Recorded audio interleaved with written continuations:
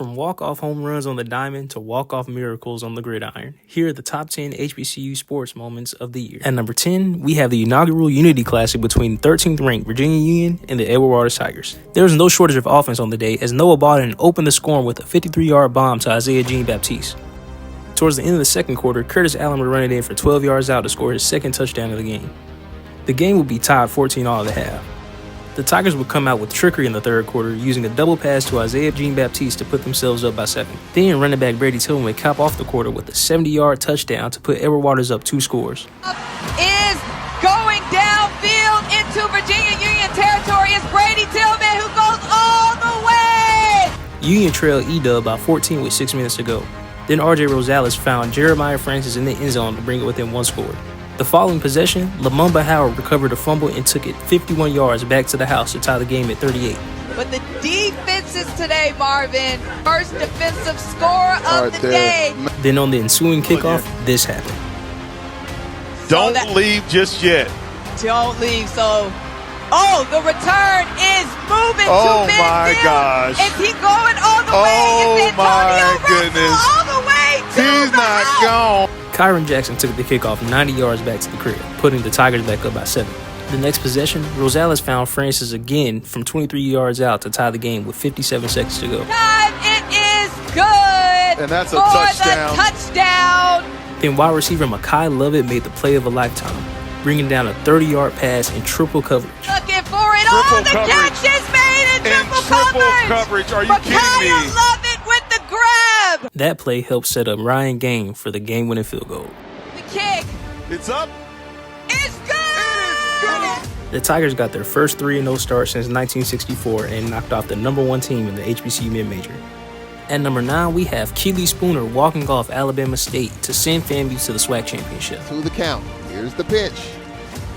High fly ball in a deep left field. This ball's well hit up against the wall. That's a home run. It's a home run. It's a home run. Keely Spooner with a home run to give Florida A&M the win. Our first home run hit on this field in the tournament, and Keely Spooner sends FAMU to the championship game. This was one of 3 elimination games FAMU had to win to set up a rematch of the 2024 SWAC Championship Series versus Jackson State. Keely Spooner hit 3 home runs during the season. Deep fly ball just cleared the fence. At number 8, we have the battle of the AUC between Morehouse and Clark Atlanta in basketball. Morehouse trailed by as much as 20, and this 3 by Omar Rowe forced the game into a second overtime. Hill in the corner for Rowe for 3 is good! They went against what we said and got the 3-pointer. It's a tie game. To kick off double OT, Drake Watson gave Morehouse their first lead. Market, go! What a follow! Morehouse first lead of the contest. Omar Rowe will follow it up with another big 3. Throw for a 3. It was absolutely rocking in Forbes Arena. Then Jaden Gray came down and hit a step back 3 to give Morehouse their lead back. Possessions. Jaden Gray, step back, 3. Boom! That's what you call a grown man 3-point shot. After a missed Panthers jumper, Dre Watson sent the arena into a frenzy with this dunk. Sold by Rowe. Dre Watson by himself. This place is going bananas. This was the beginning of a 4-game win streak for the Tigers, and they won 5 of the last 7 to secure the 4 seed in the SIC tournament. Omar Rowe finished with 26 points, 18 of them coming in the second half and overtime. Omar Rowe is absolutely on fire. Hey, up ahead to Rowe. Slams it in. Not in this house, the Tigers. And they're going crazy right now. Storming the court after a big win against Clark Atlanta for the second time this season. At number 7, we have Andre Martinez walking off FAMU on a 3-run home run to send Bethune-Cookman to their first NCAA tournament since 2011. 2-0. High drive to center field. Back to the wall. It's gone! Bethune-Cookman wins the SWAC with a walk-off home run from Andre Martinez.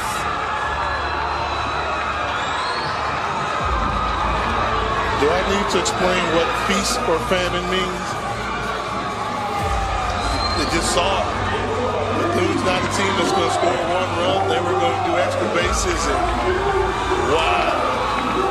For the first time since 2011, Bethune-Cookman is headed to the NCAA tournament. At number 6, we have Benedict's miracle win against Wingate, also known as the Wingate Wish.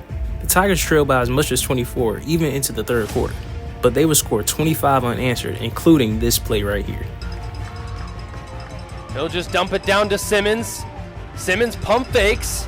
Now he'll throw it all the way to the other side of the field. There's room down the sideline. Ball's chasing him down. Brandon Perry trying to get to it. Oh my goodness. Benedict has scored. Benedict has scored.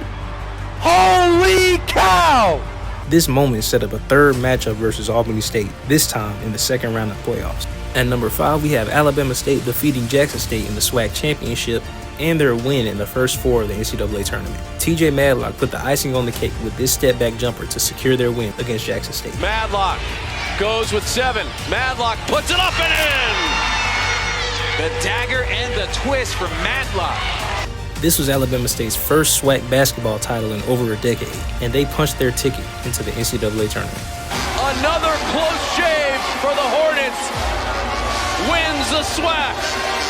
The Hornets then traveled to Dayton, Ohio, where they had a date with St. Francis to see who would face Auburn University in the first round, and then the play. 0.4 seconds left, and here we go. This is where dreams are made. They're going for it all. Simpson, home run play, the deflection. Oh! The layup! 0.7 seconds left. The Hail Mary pass from Micah Simpson ended up in Amar Knox's hands, and that layup gave the Hornets the lead and eventually the win. This marked the 5th time in the 2020s that an HBCU has won an NCAA tournament game. Magic right here. Moncrief at the horn, and it is over in Dayton. Alabama State has won its first ever NCAA tournament game in a thriller. At number 4, we have the Labor Day Classic between Prairie View A&M and Texas Southern. This late touchdown pass from KJ Cooper to Rorion Richardson put Texas Southern up by 5 with under a minute to go. Cam Peters proceeded to drive the Panthers down the field 94 yards in 9 plays. Now for Peters, pressure, steps up in the pocket, has a man wide open, and he has the completed pass remaining. Peters looking to throw it again, has to scramble to his right. Peters has a couple of guys over the middle, completes it to Bingman. Bingman at the 10, knocked down at about the 9. To set up a game-winning Now they chased him touchdown. after him, and now here it is. Final play of the game. Peters lost it over the middle, touchdown! Peters with a touchdown to number 9, Rodney Ojo!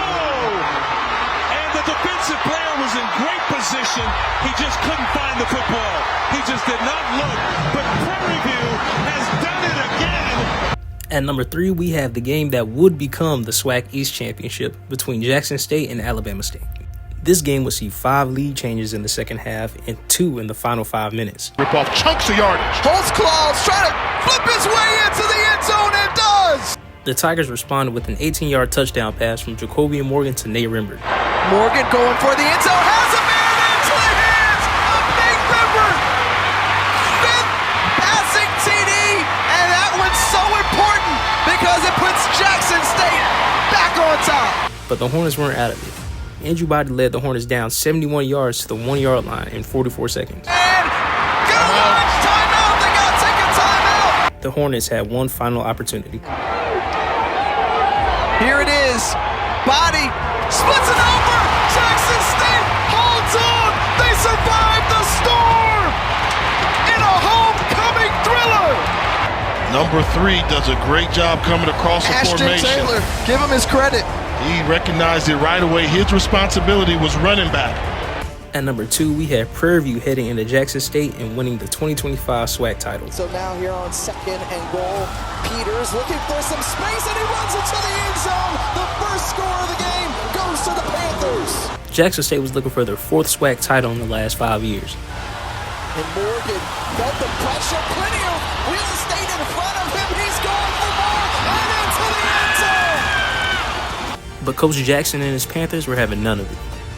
Peters has a man into the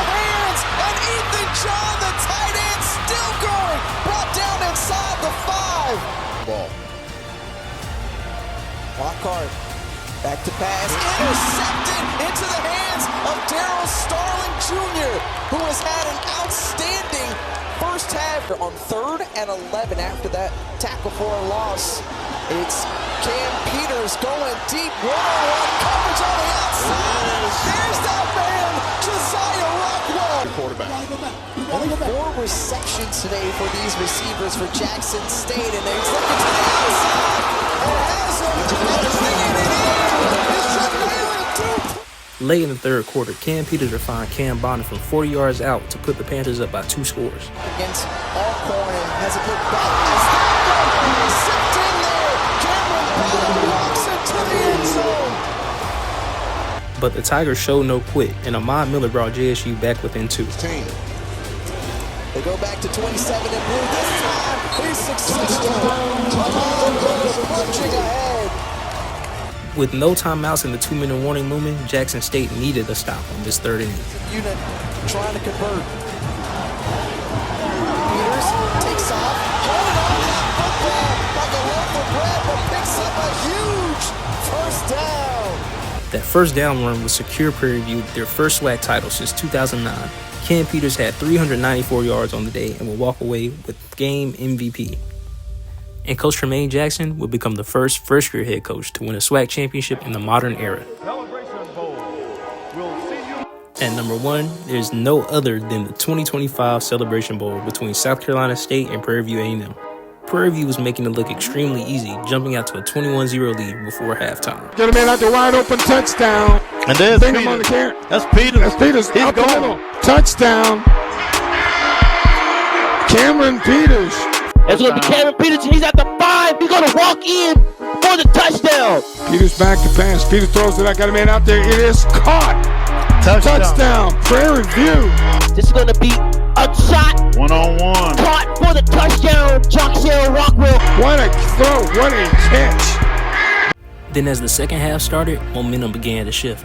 Tried to end around. It fumbles the football. Picked up by South Carolina State. Tried to do an end around. It's going to be a fumble. Jordan Dollar for the Bulldogs. Hey, down to the 4-yard line, and that may be the break. That might be the break. You said it. Shotgun formation, empty backfield for Lions. Stubblefield on the end around. Handoff.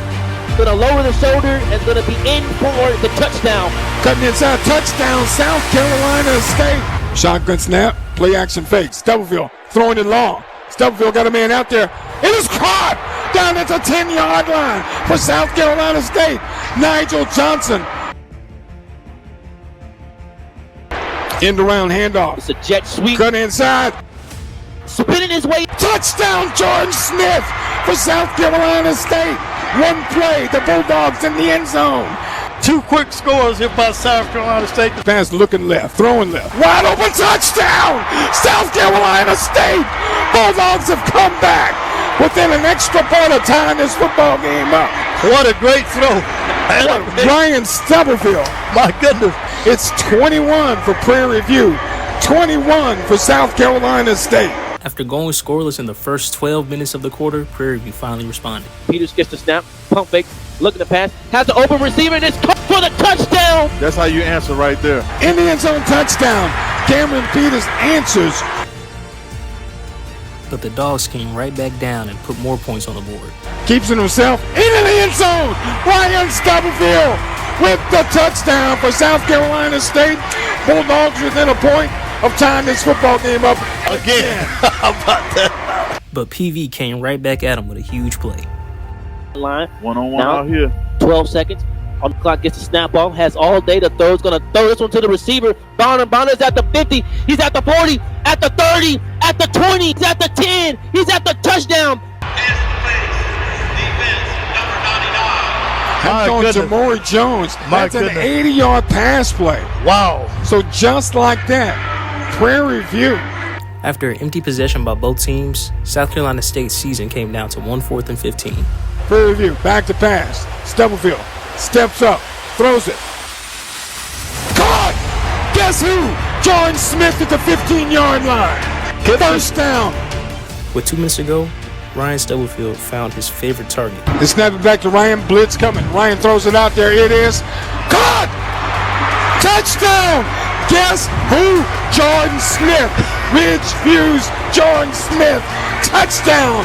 My goodness. You see that toe tapping to make sure he got it in. Jordan Smith.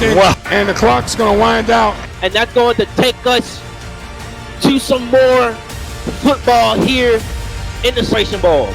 For only the second time in 10 years of this event, we'll go to overtime. After exchanging field goals, in the beginning of overtime 2, South Carolina State made a crucial mistake. Highly for him to make a play. Upfield gets the snap, look at the pass, has pressure. It's going to be intercepted by the Panthers. It's intercepted in the end zone. It's intercepted in the end zone. It was tipped and intercepted in the end zone. This gave freshman kicker Diego Alfaro a chance to cement his legacy at Prairie View and become a legend for the Panthers. And it is no good. He missed it. Wide. He missed it. Wide right. The Bulldogs get another shot. No good. It is no good. So we'll go to the other end of the field. Both the Bulldogs and the Panthers got stops in the third overtime, and it got sent to a fourth OT. Then a play so controversial that will be debated for generations to come came to fruition. Stubblefield back to pass. Throws it out. Touchdown. They say touchdown. They're saying he got it. They're going to try to see if they can look at it again.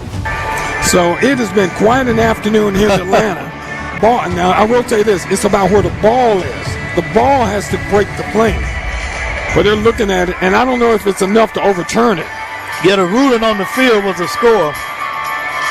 The ball didn't go in. The ball never crossed his hand. The ball never crossed. But see, what South Carolina State is going to do is the pylon, that line goes beyond that on to get it inside. You don't have to get it inside of that. See, where he finishes now, he's definitely across. If it's based off Prairie View fans, he was 10 yards short. Then after all the fuss and even the rules expert coming in and giving his opinion, this was the call made. They don't want to. The ruling on the field is upheld. The score Wow. Wow. You see the frustration that's built up over there by the Panthers, but now they just need to convert this 2-point conversion. After all that, the Panthers still have to take the field and go for their 2-point attempt. They snap it back to Peters. He's rolling to his right. Peters is going. Peters. Bulldogs win. Bulldogs win. South Carolina State. An incredible come from behind 40-38 win over Prairie View. What a comeback by South Carolina State. Oh, my goodness. Bulldogs are going crazy here in Atlanta, Georgia. I can imagine. Look at the confetti is coming down. Wow, what a game, what a win for Chennisbury and this Bulldog program.